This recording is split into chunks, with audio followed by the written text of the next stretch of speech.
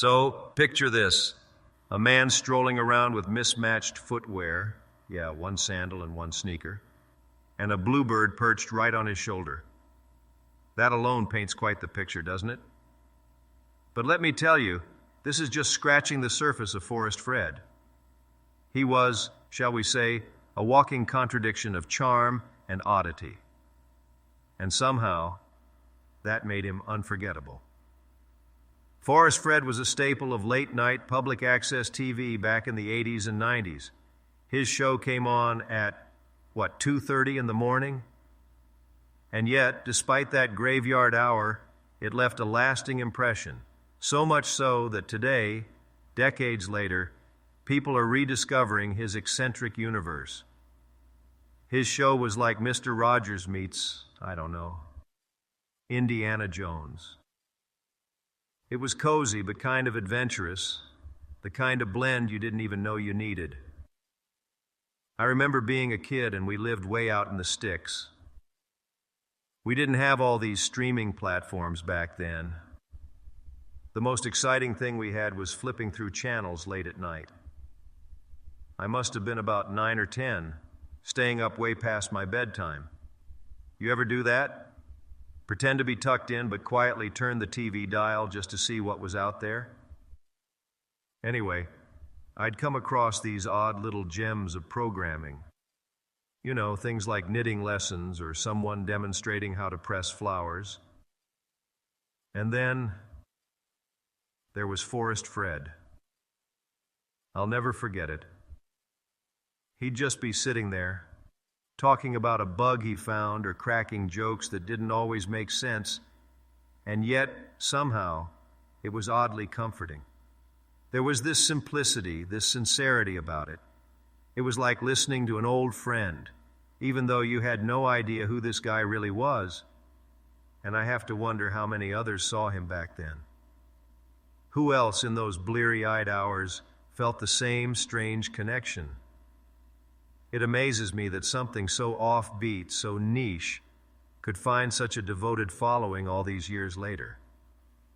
But then again, maybe in a world where everything feels so polished and produced, that rawness, the mismatched shoes, the little bluebird, that's exactly what we all need.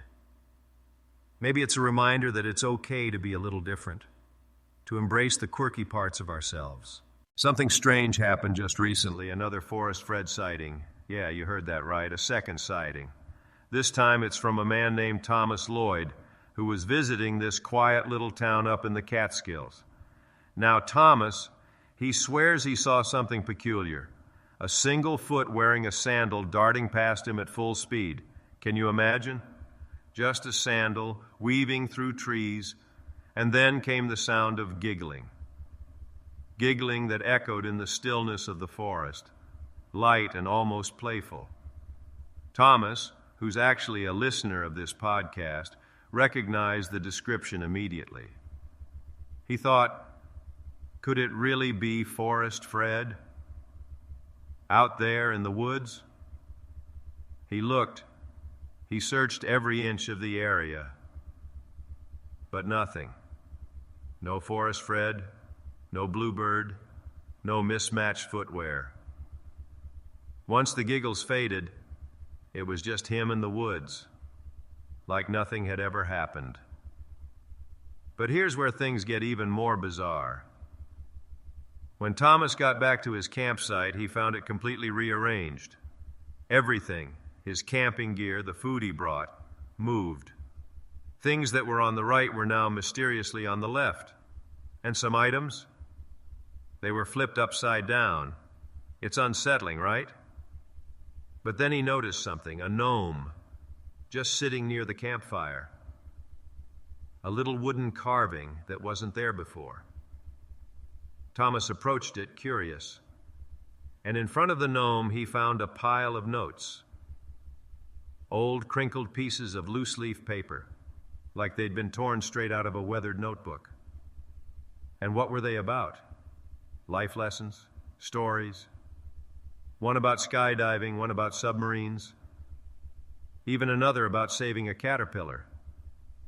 The kind of tales that sound too wild to be true, but each with such vivid detail, such heart, and all of them threading this common message: respect for nature, for life itself. For Thomas, it felt like discovering a treasure chest of wisdom hidden in plain sight. He called the Forest Fred hotline right away and shared everything, right down to the last word on those notes. But what's interesting is this: when news stations reached out to him for interviews, he refused. No one knows exactly why. Maybe he didn't want the attention, or maybe, just maybe, he wants to let the mystery linger a little longer. And the artist, Sabrina? Well, she's now created new fan art inspired by this sighting, and it's spreading like wildfire online. People are captivated by what this all could mean. But as much as the art dazzles, the sighting raises even more questions, ones we're still trying to answer. So, what is it about Forest Fred that keeps us hooked year after year, sighting after sighting, theory after theory? I've thought about this a lot, probably more than I'd like to admit. It seems like his mystery, his quirks, are more than just amusing details. They're something we can't let go of. But why? Maybe it's because those quirks remind us of something human, something real, in a world that feels increasingly, well, digital. Think about it for a second. Here's a guy with mismatched shoes, a bluebird as his sidekick, and a knack for pulling you into his world with nothing but, what, a couple of scribbled notes and a campfire story? And yet, decades later, we're still here, piecing together scraps of who he might be and what he might represent. It's fascinating, isn't it? I think part of what makes Forest Fred so captivating is the way he refuses to fit into any mold. It's like he's this living emblem of individuality. And in a time when so many are striving for an ideal, whether it's with picture-perfect social media feeds or the constant chase for likes, Fred's mismatch of sandals and sneakers feels like rebellion. A quiet one, but a rebellion nonetheless. Maybe the reason he resonates so deeply now has a lot to do with the world we're living in. Think about it. Polished personas, algorithm-tailored content. It can all feel a bit suffocating, can't it? Forest Fred, on the other hand, reminds us that it's okay to be a little messy, to not follow the script, to embrace rather than mask our imperfections. And that, my friends, is a feeling that's hard to fake. What's heartwarming is seeing how Fred's message has grown beyond the screen into the lives of a passionate online community.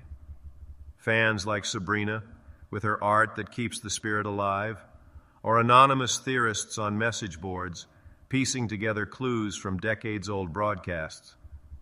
It's not just a show anymore.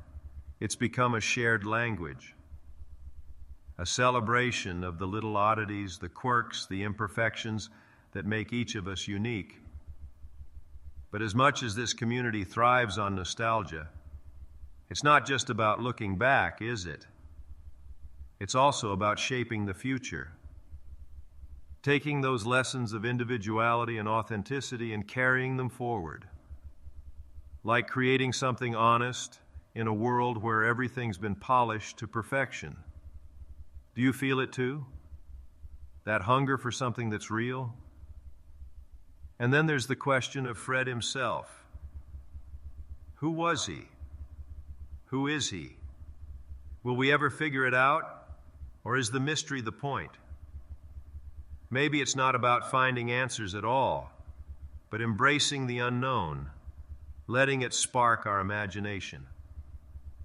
After all, isn't it the unanswered questions that keep the story alive? So here's my takeaway from all this. Forest Fred's mismatched shoes, his bluebird, all his quirks, they're a reminder that maybe, just maybe, we don't have to fit in. That being a little different, a little weird, can be what makes us unforgettable. And isn't that something worth celebrating? And with that, I think it's time to let this story rest, at least for now. Thank you for walking this trail with me into the mystery of Forest Fred. If you were to ask him one question, what would it be? Let me know. Who knows? Maybe he's out there somewhere listening too. Until next time, stay curious, stay yourself, and I'll see you on the next adventure.